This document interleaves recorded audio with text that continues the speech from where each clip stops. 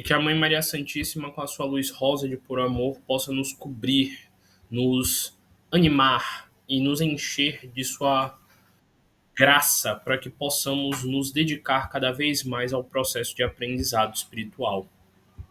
Ave Maria, cheia de graça, o Senhor está contigo. Bendito sois vós entre as mulheres, bendito é o fruto do vosso ventre, Jesus. Santa Maria, Mãe de Jesus, rogai por nós, buscadores de conhecimento, agora e na hora do nosso desenlace, que assim seja. Boa noite a todos, sejam muito bem-vindos a mais uma reunião de estudo aqui do Centro Espírita Os Humildes de Jesus, e hoje o tema será o perdão. Perdoai para que Deus os perdoe. Eu sorteei esse livro, esse texto aí aleatoriamente, vai ser o nosso estudo de hoje. Eu espero que a gente tenha uma boa reflexão sobre tal tema. Como sempre, eu gosto de iniciar definindo o nome do tema do texto para a gente já começar refletindo. Primeiro de tudo, ele pede: perdoai. Perdoai para que Deus vos perdoe. E essa frase, ela nos mostra muito o que a filosofia espírita pensa sobre tudo que a gente tem que fazer para evoluir. Perdoai para que Deus vos perdoe. Então, basicamente, a premissa dessa frase é que antes de querer algo do universo, antes de querer algo da vida, antes de ter uma expectativa que uma coisa específica aconteça, primeiro nós temos de dar o exemplo para que depois essa coisa aconteça em nosso favor. E geralmente na vida a gente tende a agir de uma forma bem diferente, bem oposta a isso. A gente tende a agir de uma forma egóica, onde a gente quer primeiro o nosso e depois o do outro. Aqui tem até vários ditados: farinha é pouca, meu pirão primeiro. Sei lá, cada um que se salve, cada um por si, Deus por todos. Então, tem várias crenças enraizadas no nosso psiquismo que dão a ideia de que a gente tem que se salvar primeiro, que a gente tem que fazer por nós primeiro, e os outros que se virem. E a premissa dessa frase, perdoai para que Deus os perdoe, é exatamente o famoso é dando que se recebe. É tomando a atitude que a coisa volta para você. E que nem eu falei, geralmente a gente faz o oposto. A gente tem uma expectativa muito grande em relação ao que cada pessoa que está ao nosso redor na nossa vida deve fazer por nós. Pare para observar que, na maioria das vezes, o seu sofrimento está associado a expectativas que você tem. No budismo, eles falam isso, eles falam que a expectativa ou a esperança é geralmente uma grande ilusão que nos prende aos desejos e nos prende a esperanças que a gente tem de que as pessoas ou as coisas irão acontecer e que a gente tem que aceitar o que está acontecendo e essa realidade. Vou explicar melhor. Por exemplo, na sua vida atual, você provavelmente deve ser insatisfeito em relação a algo. Sei lá, no seu trabalho, você pode ser insatisfeito a um colega seu de trabalho que é sem noção e faz besteira, faz bagunça e cai nas suas costas. Na sua família, você pode ter uma pessoa sem noção que lhe irrita, que tira a sua paz, que faz você ficar irritado e estressado. E você tem mentalmente a expectativa de que essa pessoa melhore, de que essa pessoa seja diferente. Você tem a expectativa de que talvez essa pessoa devesse perceber o mundo da forma com que você percebe ele. Você talvez acredite que essa pessoa deveria ter mais presteza a você, assim como você tem presteza a ela. Ou então você pensa que talvez se essa pessoa parasse para refletir os atos dela, ela não faria aquilo porque é vergonhoso ou sei lá o que. Mas perceba que você espera das pessoas várias atitudes, vários comportamentos, correto? E é bem provável que as mesmas pessoas também tenham expectativas e que elas tenham expectativas em relação a você. Vamos dizer que você uma vez brigou com alguém e essa pessoa esperava que você pedisse desculpa porque ela achava que você era o errado na situação. E a mesma coisa pode ter ocorrido no oposto. Você pode ter visto a pessoa como a errada da situação e ela nega veementemente isso. E observe como, ao esperar da pessoa a atitude de provocar a mudança e assumir o erro, você muitas das vezes, pelo seu ego, pela sua vaidade, pela sua teimosia, não dá o braço a torcer de jeito nenhum. Então, esse texto aqui, ele é um texto que vai nos fazer refletir sobre isso, sobre todas as vezes que nós temos expectativas em relação ao outro, que nós esperamos coisas dos outros e sobre como nós, em muitas das vezes, esquecemos de fazer a nossa parte também na relação com o outro. Porque é dando que se recebe. É sendo uma pessoa boa que o mundo vai ser bom com você. É sendo uma pessoa generosa que o mundo vai ser generoso com você. Ah, Francisco, mas eu sou uma pessoa boa, eu sou. E nada disso acontece para mim. Continue sendo. Continue sendo que uma hora retorna. Às vezes a gente, mesmo fazendo bem, tem que passar por algumas coisinhas, porque é parte do processo encarnatório. Mas isso não muda o fato de que nós estamos aqui para aprender, para evoluir. E é exatamente por isso que a gente veio para cá. Vou ler aqui um pouco do texto para a gente refletir mais sobre isso tudo que eu falei. Bem-aventurados os misericordiosos, porque obterão misericórdia. Então, de novo, está partindo da premissa causa e efeito. Se eu sou misericordioso, misericórdia virá para mim. Se eu sou uma boa pessoa, boas coisas virão para mim. Se eu sou respeitoso, respeito virá para mim. E se eu me incomodo profundamente com os erros de alguém, possa ser que eu erre em coisas parecidas com essa pessoa e não admita. Continuando. Se perdoardes aos homens as faltas que cometerem contra vós, também vosso Pai Celestial vos perdoará os pecados. Mas, se não perdoardes aos homens quando vos tenham ofendido, vosso Pai Celestial também não vos perdoará os pecados. Mateus. Bem, de novo esse trecho nos mostra aí que a melhor forma da gente construir a vida dos sonhos que a gente quer ter é sendo a melhor pessoa o máximo de tempo possível. É se doando e se transformando na melhor pessoa todo o tempo que você conseguir ser. Porque você vai estar se doando tanto ao mundo que automaticamente coisas boas virão para você, como um mérito teu. Lembrem-se, quando a gente faz o Pai Nosso é como Pai Nosso que está assim, Pai, perdoa as nossas dívidas, assim como perdoamos aos que nos devem. Perdoa as nossas ofensas, assim como perdoamos aos que nos ofenderam. Então todo o universo ele é feito com base no que a gente faz e nas reações das consequências do que a gente tiver feito. Quanto mais vocês perceberem isso, mais fácil será o processo evolutivo. Porque mais você vai perceber que se transformar, mudar a você, é a melhor forma de mudar todo o resto do que acontece na sua vida.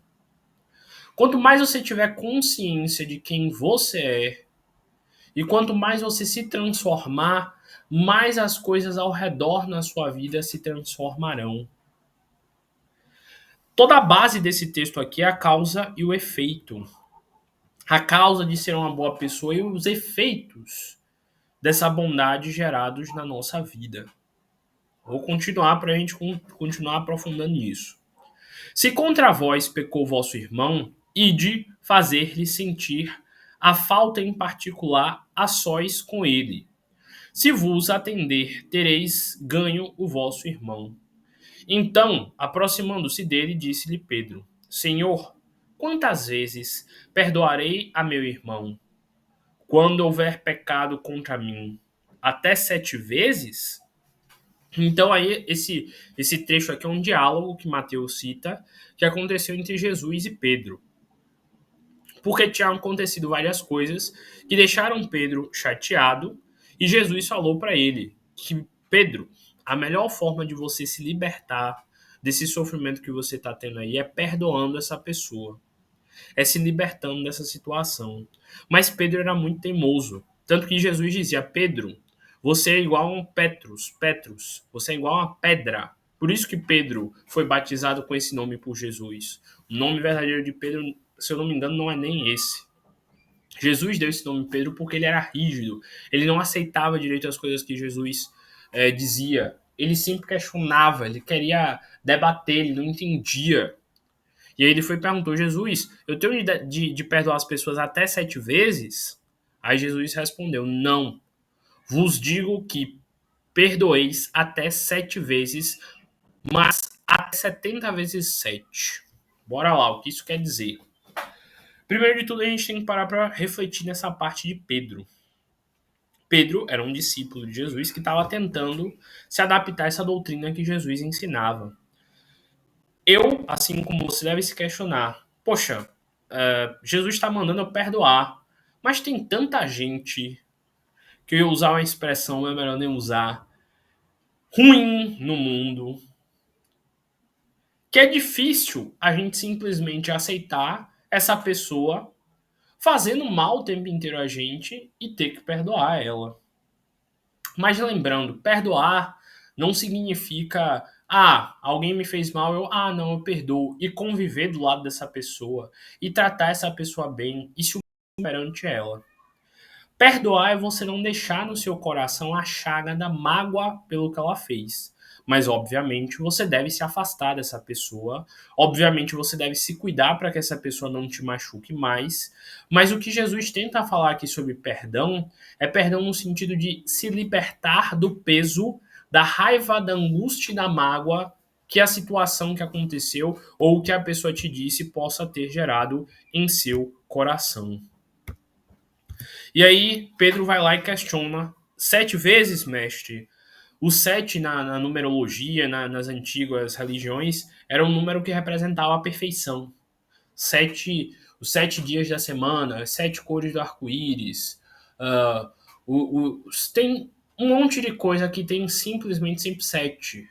Os 7 chakras, enfim. O 7 é o número da perfeição. Então, meio que Pedro questionou aí: Jesus, eu tenho de perdoar 7 vezes, já que era muito comum na época os antigos dizerem: faça 7 orações, faça 7 conjuros de pedindo perdão e blá blá blá. E aí Jesus diz: não, não só 7, mas 70 vezes 7. Obviamente ele não está aí querendo falar de um número, que você somar 7 vezes 7 e multiplicar 7 vezes 7 e esperar um número e ver e ir contando. Obviamente não é isso. Ele está falando aí: perdoe ilimitadamente. De novo, perdoar é você não guardar um rancor no seu coração. Não significa você alimentar uma conexão com quem te faz mal. Significa no seu coração você não sentir mágoa por essa pessoa. Significa você ter meditado, você ter compreendido por que aquela pessoa é como é, você ter entendido que ela é digna de pena pelas atitudes que tem, e você não se ressentir pela atitude dela, apenas se proteger para que isso não aconteça de novo. Então Jesus dizer 70 vezes 7 é ele dizer algo como: perdoe até você se tornar perfeito. Já que 7 é o número da perfeição e você me questionou isso daí, perdoe até você se tornar perfeito, a ponto de não ter nenhuma chaga em você. E aí o texto continua: a misericórdia é o complemento da brandura. Misericórdia é quando você tem uma sensação de compaixão por alguém que fez um erro e você, entre aspas, perdoa essa pessoa. E está dizendo aqui que a misericórdia é um complemento da brandura. Ser brando é ser gentil, é ser educado, não ser ríspido como a pessoa foi. E aí fala: porquanto aquele que não for misericordioso não poderá ser brando e pacífico. E toda a base da doutrina espírita, da doutrina cristã, é o amor ao próximo. E você não pode ter raiva, você não pode ter mágoa, você não pode ter ódio e amar. Você não pode coexistir com essas duas coisas. Então, por isso que bate tanto na tecla aqui do perdão, de ter uma compreensão do outro. Por isso que eu tento sempre trazer aqui nas palestras uma percepção de uma parte psicológica de como interpretar o outro. Por exemplo, você aí que está me ouvindo, você tem algumas coisas que você considera certas e algumas coisas que você considera erradas na sua vida, correto? E para você definir na sua mente o que é certo e o que é errado, provavelmente você viveu situações onde lhe ensinaram isso. Você pequeno, sua mãe foi lá e disse: "Ó, filho, não minta que mentir é errado". E em várias situações da vida foram te provando que mentira era algo errado e você por isso começou a odiar pessoas mentirosas, pessoas que não gostam de falar a verdade. E para você é indiscutível, se a pessoa mentiu, ela é uma pessoa má. E isso te faz ter essa percepção de vida de que esse é o certo e aquilo é errado. Então, geralmente, tudo que a gente faz na vida está associado às nossas concepções, a coisas que nos foram ensinadas e coisas que nós acreditamos ser o certo, correto? Geralmente, todo mundo age movido por essas convicções. Então, se você agiu numa situação, pressupõe que você agiu porque aquilo que você fez foi aquilo que você achou ser o certo a se fazer. E é bem provável que a maioria das pessoas ao seu redor também erram tentando fazer o certo. Tirando, é claro, as pessoas que são nitidamente más intencionadas, né? Então, geralmente a gente tem uma mania muito grande de julgar quem pensa de uma forma diferente da gente, julgar quem vê o mundo de um jeito diferente, julgar quem faz coisas diferentes do que a gente faz, julgar quem está num nível evolutivo diferente do nosso e ainda tem comportamentos disfuncionais, comportamentos errados. Só que é que tá, um dia você também já errou. Um dia você também teve comportamentos errados. Um dia você também foi um espírito do nível de evolução que essa pessoa tinha. E agora, só porque você tem um pouco a mais, você quer julgar, e aí não dá certo. De novo, é tendo paciência com o erro dos outros que aqueles com quem você errar terão paciência contigo. Toda essa reflexão aqui é sobre causa e efeito, sobre como você se doa, o que você faz e o que volta a você por isso. Repensem a forma com que vocês estão tratando as pessoas da sua vida. Repensem como é que vocês estão observando os erros e as falhas delas.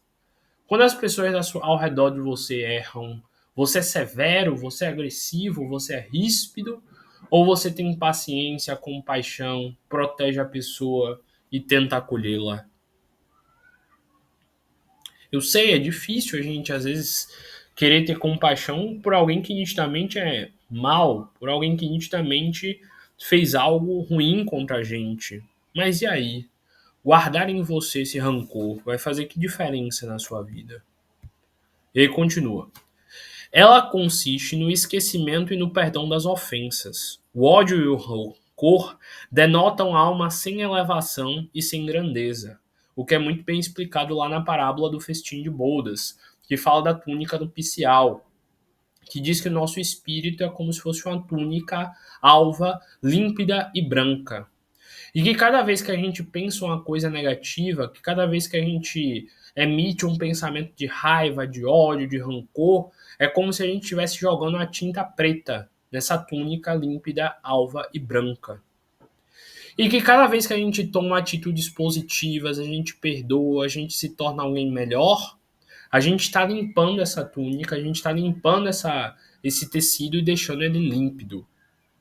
Segundo a parábola do festim de bodas, o ato de encarnar é um ato de tentativa de limpeza da nossa alma, de uma tentativa de limpeza do nosso espírito. Então, por isso que é importante o tempo inteiro você estar observando. Se você está sujando a sua túnica, se você está vindo para cá com a encarnação para evoluir e está cometendo erros, ou se você está limpando essa túnica cada dia mais e se dedicando cada vez mais ao caminho correto. Pare para refletir que tipo de pensamentos, que tipo de atitudes você tem e o que elas acabam chamando para sua vida. E aí continua. O esquecimento das ofensas é o próprio da alma elevada, que paira acima dos golpes que lhes possam desferir. De novo, é aquela ideia de que pouco importa o que essa pessoa fez. No final, se ela te bate, se ela te agride, se ela te machuca, ela está machucando a ela mesma. A lei de causa e efeito não vai deixar em vão nada do que ela fizer de errado por você. Então, por que guardar rancor? Por que guardar ódio por alguém se ela sozinha vai passar pelo sofrimento que te provocou?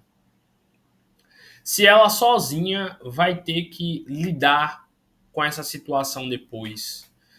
Entre muitas aspas, sendo de uma forma mais direta no exemplo, se alguém te dá um soco, entre muitas aspas, ela depois não vai tomar um soco da vida?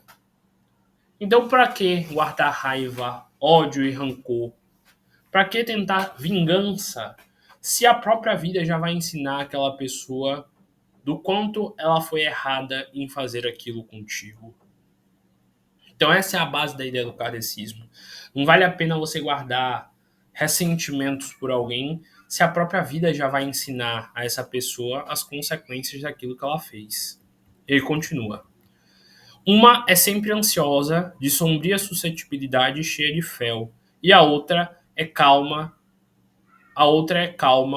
toda mansidão e caridade. Então dá falando aí a diferença de uma alma elevada e de uma alma atrasada e a influência delas na nossa vida. E aí continua. Aí daqueles que diz nunca perdoarei, esse, se não for condenado pelos homens, sê-lo-á por Deus. Tem um monte de gente que às vezes eu vejo falando, eu briguei com fulano há 10 anos e até hoje eu não troquei uma palavra com ele. Ele que vem a me pedir perdão. E a pessoa ainda fala com orgulho que ela acabou com um laço por anos e anos e por puro orgulho ela não olha na cara de alguém. Ela fala com prazer do quanto ela defendeu a honra dela, enquanto ela na verdade está se apegando a uma besteira, a um conceito errôneo, que só afasta ela da verdadeira evolução. Ele continua. Aí daqueles que diz, com que direito reclamar ele o perdão de suas próprias faltas, se não perdoa as dos outros? Jesus nos ensinou que a misericórdia não deve ter limites. Quando diz que cada um perdoe ao seu irmão, não 7, mas 70 vezes 7. É muito difícil para a gente que está preso aqui nessa materialidade acreditar nisso daqui de todo o coração. É muito difícil para quem não estudou profundamente a lei de causa e efeito, a atuação do karma e do dharma, realmente abrir mão da vingança. Porque para ela, se ela não fizer nada, tudo aquilo vai ficar impune, mas nunca fica. Então é por isso que é importante a gente estudar muito os livros espíritas, etc, etc. Porque isso tudo vai nos dar confiança de que realmente aquilo que foi feito contra nós não ficará impune. E como a gente sabe que a pessoa vai pagar sozinha, a gente nem se importa mesmo de atacá-la ou de fazer algo contra. Por isso que lendo isso aqui, algumas pessoas ficariam iradas. Não, não, eu tenho de me vingar sim. Não, não posso deixar em vão de jeito nenhum. Porque a pessoa não se aprofundou nas partes do funcionamento da lei de causa e efeito e ela pode achar isso daqui tipo, um absurdo. Oh, meu Deus, como assim eu vou largar a pessoa que me fez mal lá de qualquer jeito? Como é que eu vou deixar isso em vão sem me vingar? E aí continua o texto. Há, porém, duas maneiras bem diferentes de perdoar. Uma grande, nobre, verdadeiramente generosa, sem pensamentos ocultos, que evita, com delicadeza, ferir o amor próprio e a suscetibilidade do adversário, ainda quando este último nenhuma justificativa possa ter. A segunda é em que o ofendido ou aquele que tal se julga impõe ao outro condições humilhantes e lhe faz sentir o peso de um perdão que irrita. Em vez de acalmar, se estende a mão ao ofensor, não o faz com benevolência, mas com ostentação, a fim de poder dizer a toda a gente: vede como sou generoso em perdoar fulano. Então tá falando aí, tem dois tipos de perdão. O primeiro é verdadeiro, desinteressado, é sensível, é realmente de coração. E o segundo é um perdão que você dá simplesmente pela vaidade de dizer: ah, eu perdoo, olhe como eu sou bonzinho. E a gente tem que perceber isso. Se a gente está limpando o nosso coração, se a gente está realmente perdoando, ou se a gente está se prendendo em ciclos de dor e de continuidade para que depois a gente tenha de reencarnar para se resolver espiritualmente com alguém. Ele continua. Nessa circunstância é impossível uma reconciliação sincera da parte a parte, porque não foi de coração, foi só pela ostentação. Não há aí generosidade, há apenas uma forma de satisfazer ao orgulho. Em toda a contenda, aquele que se mostra mais conciliador, que demonstra mais desinteresse, que pratica mais a caridade e verdadeira grandeza de alma, granjeará sempre a simpatia das pessoas imparciais. Então, de novo, está falando muito sobre como a gente tem que ter um nível de compreensão e de fé absurdo para a gente perdoar antes, para que assim a gente seja perdoado. Porque, de novo, preso aqui na matéria, preso aqui no orgulho, preso aqui na ideia de que talvez essa pessoa fique impune, fazer justiça com as próprias mãos parece saboroso às vezes. Parece a única solução e é aquilo que o nosso coração inflamado por indignação quer fazer. Mas cabe a Deus, ao universo e à vida julgar. Cabe a Deus, o universo e a vida fazer essa pessoa aprender com o erro que ela cometeu. Não a gente. Porque, como disse Jesus lá naquela parábola, naquele trecho da adúltera, atire a primeira pedra aquele que estiver sem pecados. Ah, Francisco, tudo bem, eu peco, mas o meu pecado é muito menor do que o daquele outro. Quem disse? Na sua mente, na sua proporção, pode ser menor, sim. Você pode acreditar que o seu erro foi menor, porque o seu erro foi, sei lá, uma coisinha pequena e o do outro foi uma coisa grande na sua mente.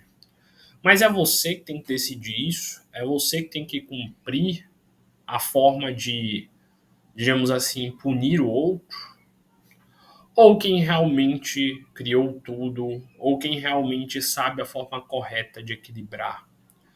No kardecismo, a gente tem muita mania de achar que tudo vai ser igualzinho. Sei lá, eu machuquei alguém com uma agressão física. Geralmente os livros, etc., ensinam que em algum outro instante eu apanharei e receberei uma agressão física igual.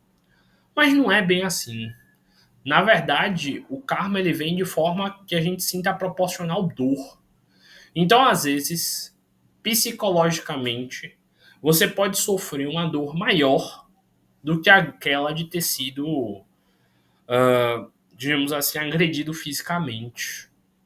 Então, às vezes, a gente olha para alguém e a gente pensa, não, como é que fulano está sofrendo, tem uma vida boa dessa, com tanto dinheiro, viajando, etc, etc.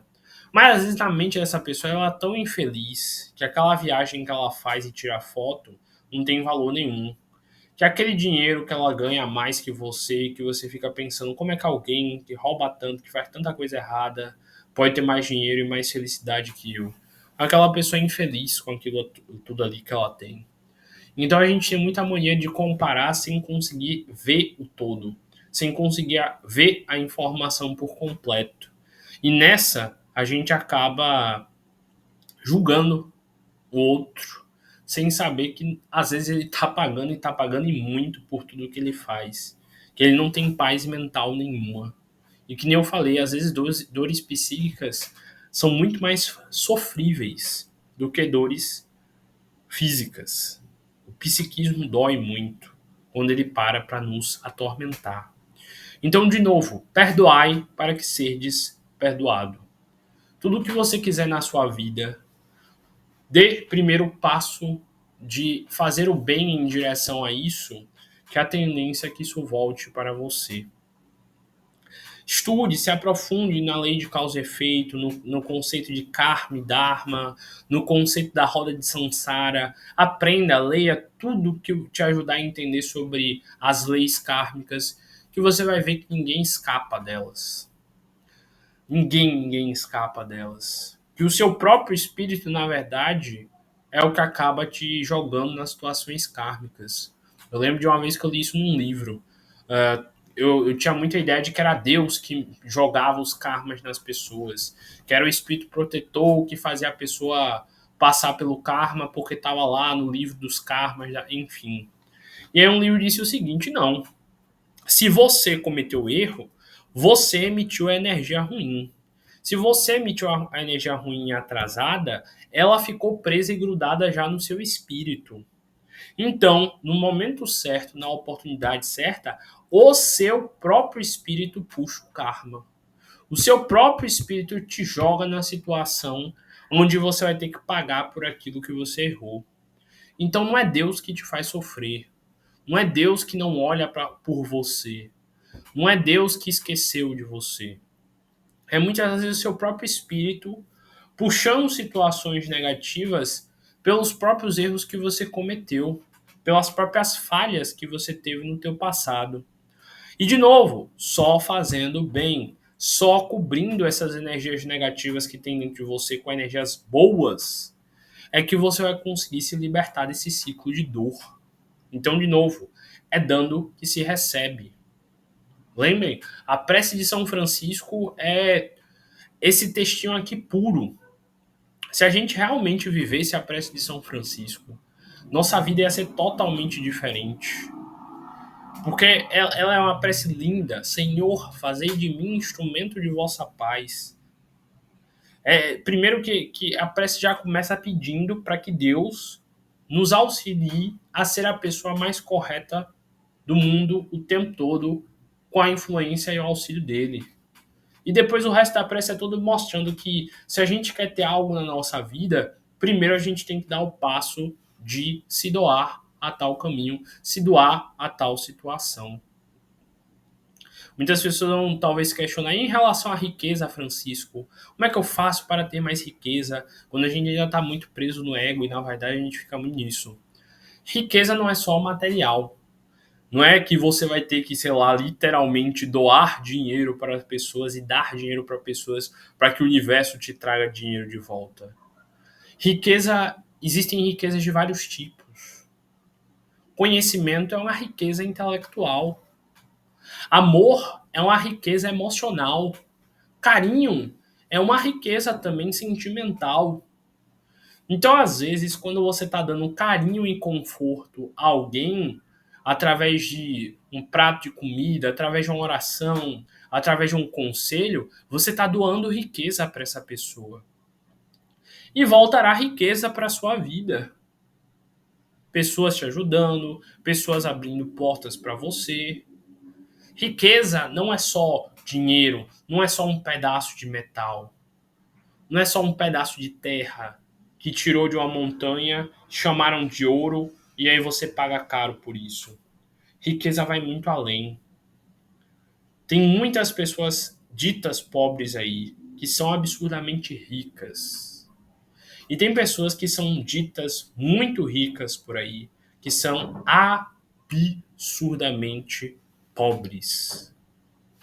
Tanto que tem um texto aí, a pobreza de espírito, os pobres de espírito. Então, tentem abstrair a mente de vocês. Esse texto não é só sobre bateu ou levou. Ah, eu dei um tapa na cara de fulano na minha encarnação passada, nessa encarnação eu vou tomar um tapa também. Às vezes a dor moral que fulano teve ao tomar aquele tapa na frente de várias pessoas pode voltar para você como uma vergonha em ter cometido um erro na frente de muitas pessoas e você ficar envergonhado com aquela situação.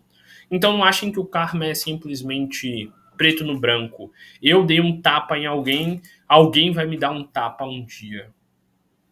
Entendam que várias coisas que estão acontecendo na sua vida estão retornando por essas forças centrífugas e centrípetas, como em alguns livros espíritas explicam o movimento de energias. Por exemplo, eles dizem que quando você está cometendo atitudes, por exemplo, eu levantei e dei um soco em alguém, eu estou emitindo uma força energética centrípeta. Por quê? Porque eu estou emitindo a energia negativa e essa energia negativa voltará para mim e ficará grudada no meu espírito até que eu tenha de pagar esse karma que eu acabei de criar. E aí o livro dizia que também existiam as forças centrífugas. Centrífuga é que sai do centro e foge para os lados. Um liquidificador é uma centrífuga, porque ele fica batendo ali o suco e jogando o suco para as paredes. E aí o livro definia que pagar um karma era uma força centrífuga, porque aquela energia ruim que estava dentro da gente saiu e atraiu uma situação para que a gente pagasse os nossos karmas. Enfim, outro dia eu tento me aprofundar mais nisso, porque o horário não me permite, mas eu já fiz várias palestras aqui falando sobre o tema do karma, sobre causa e efeito, sobre retorno, sobre a roda de Sansara, enfim, tem tudo lá no canal do YouTube, só assistir depois lá os vídeos, tem um monte de palestras já lá gravada, vocês podem ver até o vídeo acelerado, eu falando rapidão, e pronto, aprender, estudar, refletir, para que você seja cada vez mais grato a tudo que acontece na sua vida e para que você seja cada vez mais resiliente em relação a tudo que acontece nela. Seja profundamente grato a tudo que aconteceu para que você estivesse aqui exatamente nesse momento vivendo isso. Isso vale para qualquer instante da sua vida. E eu tenho certeza que se você seguir esse conselho e todas essas orientações que foram dadas nessa noite, vocês terão o sucesso como a única possibilidade.